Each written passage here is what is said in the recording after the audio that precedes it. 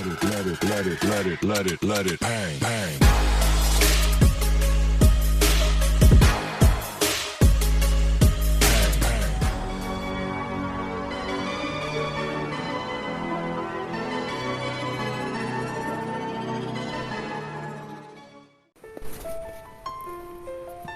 Hi, இன்றைக்கி நம்ம butter milk வச்சு சிக்கன் எப்படி பொரிக்கிறது கிறிஸ்பியாக அப்படின்னு ஒரு ரெசிபி சொல்ல போகிறேன். அதே பொரிச்ச சிக்கனில் நம்ம வந்து பார்பிக்யூ சாஸ் அப்ளை பண்ணி எப்படி சாப்பிட்லான்னு சொல்கிறேன்.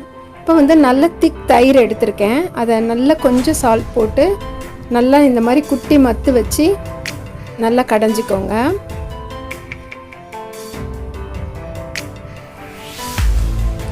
நல்லா இந்த மாதிரி அது எந்த ஒரு கட்டி தட்டி இல்லாத அளவுக்கு நம்ம அந்த தயிரை பண்ணிவிட்டு தண்ணி ஆட் பண்ணிக்கலாம். கொஞ்சம் ரொம்ப தண்ணியாக பண்ணிடாதீங்க, கொஞ்சம் திக்காக இருக்கிற மாதிரியும் ரொம்பவும் திக்காக இல்லாமல் தண்ணி இல்லாமல் மீடியமாக பார்த்துக்கோங்க.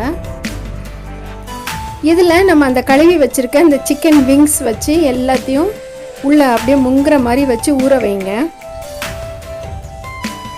நல்லா வாஷ் பண்ணி எடுத்த அந்த சிக்கனோட விங்ஸ் அது ஒரு பாத்திரத்தில் போட்டு விட்டுருங்க. அது ஒரு 3/4 மணி நேரம் 1/2 மணி நேரம் நல்லா ஊறட்டும்.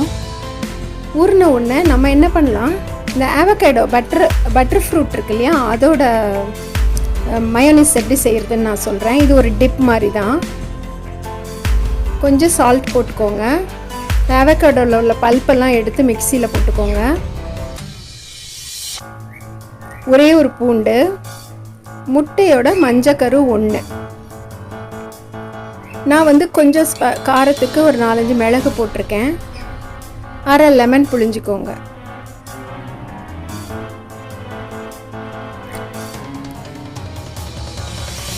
இப்போ நான் ஆலிவ் ஆயில் கொஞ்சம் ஊற்றிருக்கேன். அதில் இந்த டிப் செஞ்சு சாப்பிட்டு பாருங்கள், சூப்பராக இருக்கும். நல்லா போட்டு நம்ம அரைச்சிடணும். இதை அரைச்சோன்னே பார்த்தீங்கன்னா எல்லாமே சேர்ந்து நல்லா அப்படியே க்ரீமியான பேஸ்ட் மாதிரி வரும். அதை தனியாக எடுத்து வச்சிடலாம். அடுத்து வந்து 1 கப் மைதா போட்டுக்கோங்க.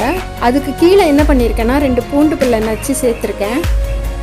இது வந்து 1/2 கப் கார்ன்ஃப்ளவர் எடுத்திருக்கேன்.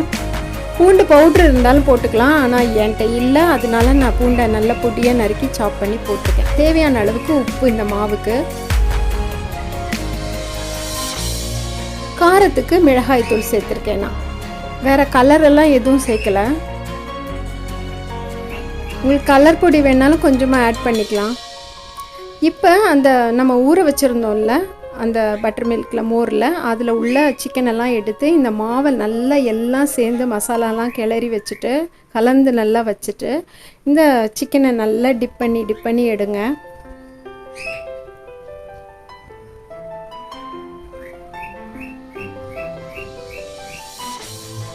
நல்லா எல்லா பக்கமும் ஒட்டுற மாதிரி எடுத்து வச்சுக்கோங்க. நம்ம இந்த மோரில் அது ஊறுறதுனால திக் மோரில் நல்லா சாஃப்டாகி நல்லா டெண்டராக இருக்கும் அந்த சிக்கன்.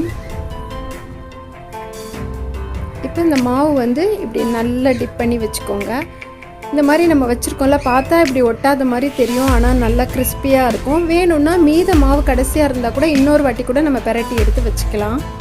இப்போ இந்த அகலமான ஒரு கடாய் வச்சுட்டு அதில் நான் வந்து பொரிக்கிறதுக்கு இந்த பூர்ணா ரீஃபைண்ட் ஆயில் தான் ஊற்றிருக்கேன். இதில் லைனாக ஒன்றா வச்சுருங்க.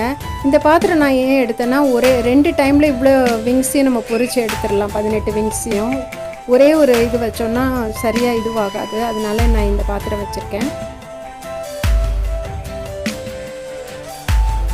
தீயை வந்து ரொம்ப காய விட்டுறாமல் ரொம்பவும் ஸ்லோவாக இல்லாமல் மீடியமாக வச்சுக்கோங்க.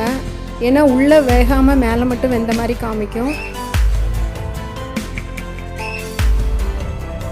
இது ஃபுல்லாக டிப் பண்ணி பொரிக்கணும்னு இல்லை, இந்த மாதிரி பண்ணாலே உங்களுக்கு நல்லா பொரிஞ்சு வந்துடும். மாறி மாறி நம்ம திருப்பி போட்டுகிட்டே இருந்தோம்னா பொரிஞ்சிரும்.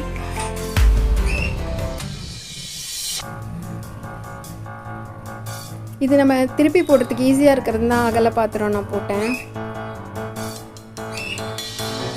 இந்த பாருங்கள், இதில் நான் எந்த கலரும் ஆட் பண்ணல. அந்த எல்லாம் போட்டதில் இந்த மாதிரி பொரிஞ்சு வந்திருக்கு. மீதம் இருக்க இன்னொரு ஷிஃப்ட் அதையும் போட்டு பொரித்து எடுத்துக்கிறேன். நல்லா ஆனால் ஈவனாக ஒரு 2 நிமிஷத்துக்கு ஒரு வாட்டி திருப்பி போட்டுகிட்டே இருங்க. ஏன்னா அப்போ தான் நல்லா எல்லா பக்கமும் ஈவனாக வேகும்.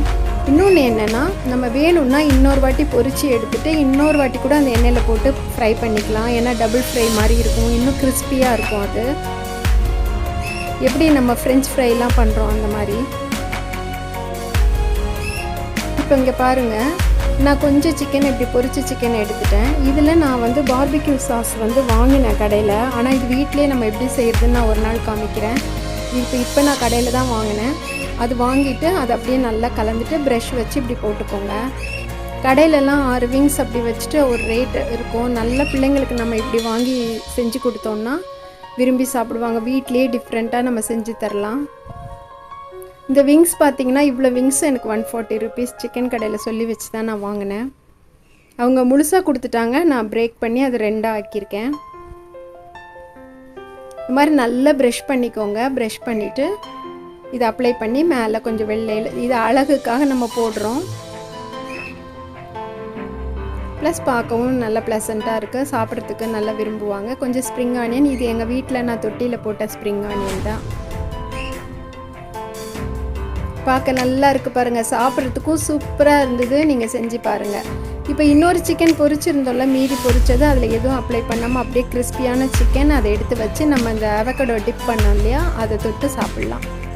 நிஜமாலே இந்த ரெசிபியை நீங்கள் வீட்டிலே சிம்பிளாக ட்ரை பண்ணி ஒரு சண்டே அன்றைக்கி பிள்ளைங்களுக்கு செஞ்சு கொடுங்க. பிள்ளைங்க ரொம்ப விரும்பி சாப்பிடுவாங்க. ஹெல்தி, நம்ம வீட்டில் நம்ம ஃப்ரெஷ்ஷாக செஞ்சு தரோம். எல்லாமே வீட்டில் இருக்கிறது தான். உங்களுக்கு இந்த வீடியோ பிடிச்சிருக்கும்னு நினைக்கிறேன். பிடிச்சிருந்தால் லைக் பண்ணுங்கள், ஷேர் பண்ணுங்கள், சப்ஸ்கிரைப் பண்ணுங்கள். தேங்க்யூ.